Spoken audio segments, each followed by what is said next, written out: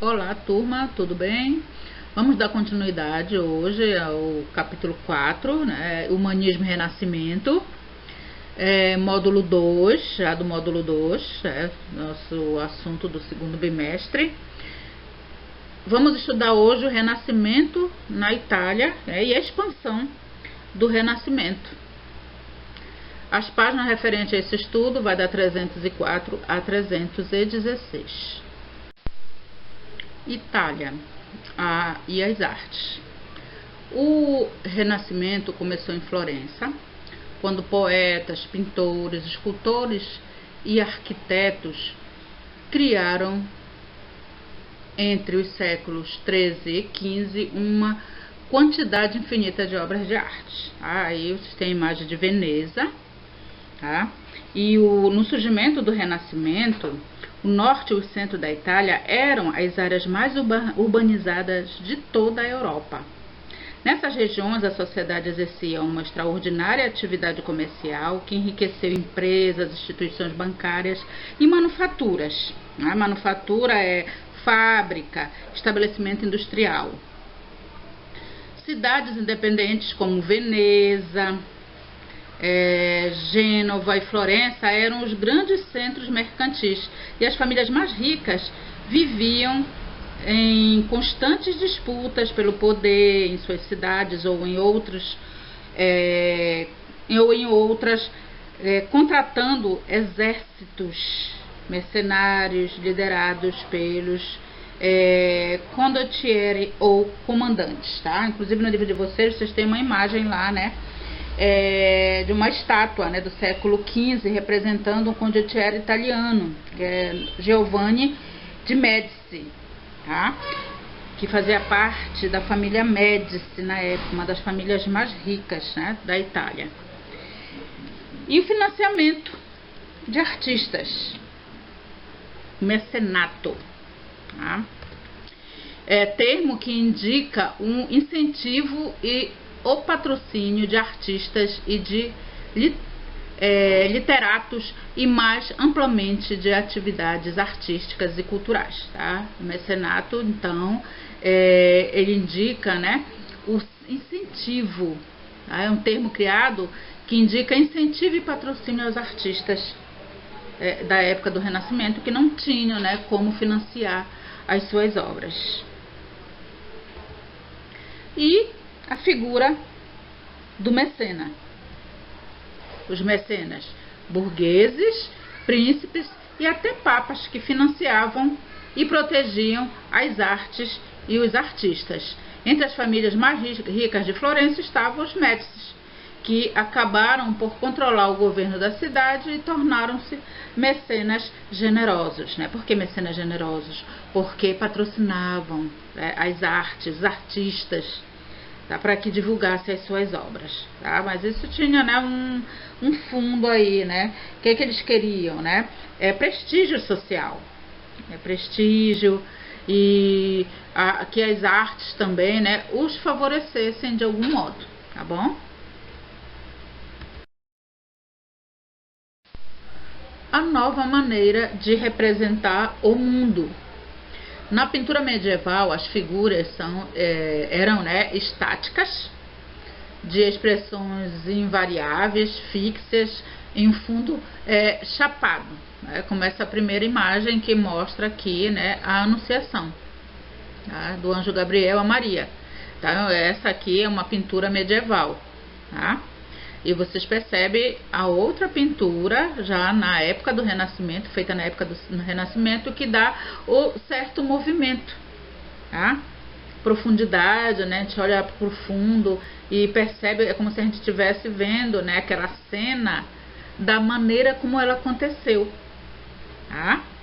Diferente da primeira, que mostra, né, uma imagem estática, parada. Já na pintura renascentista, busca apresentar objetos, pessoas e paisagens como eram de fato no mundo real, que é a segunda imagem.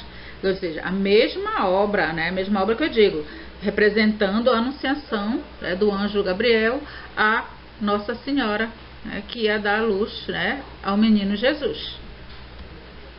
Entre as características, cria-se a ilusão de profundidade na tela, além de movimento, tá? No caso, a segunda obra de arte. O Renascimento, ele ficou consagrado como um dos períodos mais revolucionários da história da humanidade. E no Renascimento italiano destacam-se os arquitetos Filippo, Leon, Donato, Andrea Palladio. Em suas obras, eles priorizaram valores da antiguidade clássica, como o equilíbrio e a harmonia das formas. A escultura foi outra arte importante no Renascimento por incorporar os estudos de anatomia desenvolvidos na época entre os artistas inovadores que atingiram grande expressividade em suas esculturas, tá? Michelangelo, Donatello, Ghiberti, tá?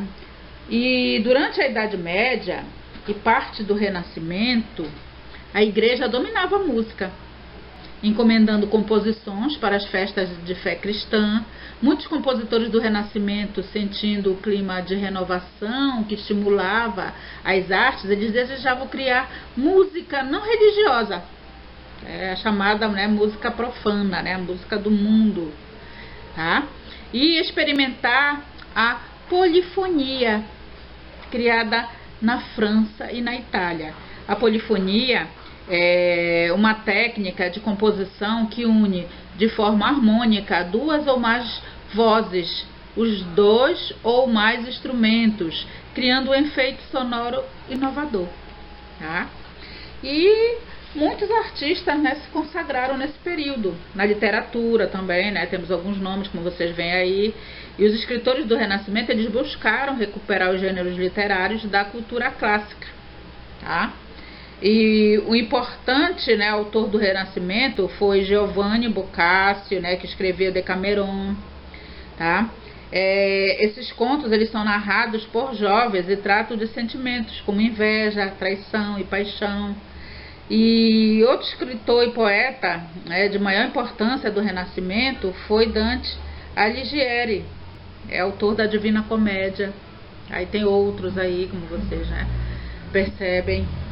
Então, na pintura também, né, as pinturas da Idade Média, eles retratavam cenas e figuras planas em uma única dimensão.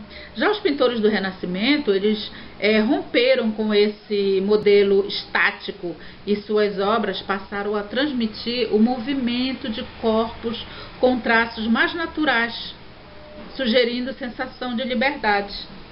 A gente tem vários pintores, né, desse período, né, Giotto, Botticelli, Tiziano, Rafael, Michelangelo.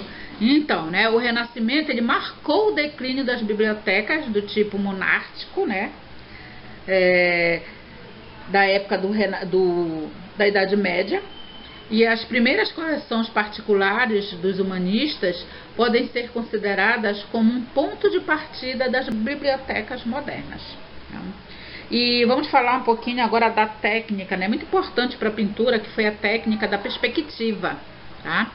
E que foi outra diferença marcante entre a pintura renascentista e a pintura medieval, que foi o uso dessa técnica aí, chamada técnica da perspectiva. E essa técnica baseava-se em cálculos geométricos e matemáticos, criando um efeito em que os objetos de uma cena parecem estar em profundidades diferentes, tal como o vemos na realidade. Tá? Quem tem o livro, né, pode ver a página, deixa eu ver, 307, né, que tem imagens, né, que mostram, tá, como, né, essa técnica da perspectiva, né, foi usada na pintura, tá? Mas aqui também tem uma imagem, tá, que a gente vai já ver. E aí aquela obra, né, que mostra, que eu disse pra vocês, né, que foi usado a técnica da perspectiva, né, fazendo com que a gente perceba esse efeito, né, dentro da cena, né, ou seja, os objetos, as pessoas aí, né, parecem estar em profundidades diferentes, tal como nós o vemos na realidade, tá? Então essa obra aí foi usada pelo artista a técnica da perspectiva, tá? Nessa pintura aí. E o Renascimento fora da Itália, Renascimento na Alemanha. Tá? No final do século XV, início do XVI, os ideais dos humanistas e do Renascimento chegaram à Alemanha. O povo alemão ele estava ainda sob o impacto da Reforma Protestante, iniciada por Martinho Lutero, que é o religioso que criticava os abusos praticados pela Igreja Católica, né? O assunto que nós vamos estudar, tá? É a reforma e contra-reforma religiosa. Então, em um ambiente de mudanças e violentas disputas religiosas, as ideias do Renascimento influenciaram a produção artística alemã, especialmente as pinturas e gravuras. O Renascimento na França. Tá? Assim como na Itália, os mecenas foram muito importantes para o Renascimento francês. Eles apoiaram financeiramente intelectuais, arquitetos, pintores e poetas. E a França vivia então uma época de renovação de ideias, e um dos pensadores mais notáveis do período foi Michel de Montaigne. Ele escreveu a obra Ensaios, defendendo a necessidade de adotar uma postura cética em relação a dogmas ou verdades absolutas. Ou seja, né, a filosofia cética, ela afirma que como o nosso saber não pode chegar a nenhuma certeza em relação à verdade absoluta, o melhor é manter-se em dúvida intelectual permanente sobre ideias, instituições e fatos. Tá? E para Montaigne, os sentidos humanos não são confiáveis e o caminho para se libertar da superstição e da hipocrisia está na dúvida e não na fé. Tá? E o Renascimento em Portugal. O Renascimento em Portugal refletiu o otimismo pelo sucesso das grandes navegações, a influência de centros comerciais e culturais renascentistas como a Itália e Flandres, né? Flandres é atualmente, né, parte da Bélgica e da Holanda, e o centro e o contato, né, com as civilizações do Oriente e da África se incorporaram à arte portuguesa. Tá? O Renascimento na Espanha. Na Espanha, o movimento renascentista se manifestou no final do século XV, também no contexto das grandes navegações, como em Portugal. Vários artistas produziram pinturas e esculturas como forma de teor religioso. Tá? E a maior obra literária do Renascimento espanhol é Dom Quixote de la Mancha, do escritor Miguel de Cavalcanti. Tá? Essa obra foi publicada em 1605. Tá? O Renascimento na Inglaterra. O Renascimento inglês se caracterizou por avanços da música, tá? Muitas obras literárias também, tá, inglesas tiveram características claramente humanistas. O Renascimento em Flandres, tá? Flandres atualmente, né, parte, tá? Onde é parte hoje, né, da Bélgica e da Holanda, tá? Que era chamado de Flandres. Entre os séculos XIV e XV, em Flandres, uma região de comércio muito rica, o Renascimento influenciou a literatura, a filosofia e as artes plásticas. Aí na pintura, os artistas flamengos se destacaram por criar a tinta a óleo, revolucionando as técnicas de pintura conhecidas na Europa até aquela época, tá? Flamengo, né? Por quê? Artistas flamengos. Flamengo é natural ou habitante de Flandres, né? Quem era, né, habitante de Flandres ou natural de lá, né, onde é hoje, né, a Bélgica e Holanda, eram chamados de flamengos, tá bom? Então aqui a gente encerra, meus queridos, tá? O nosso assunto do capítulo 4, o humanismo e renascimento. Tá? Faça as atividades que estão aí propostas no grupo. Qualquer dúvida vocês podem me mandar mensagem, tá? E até a próxima aula.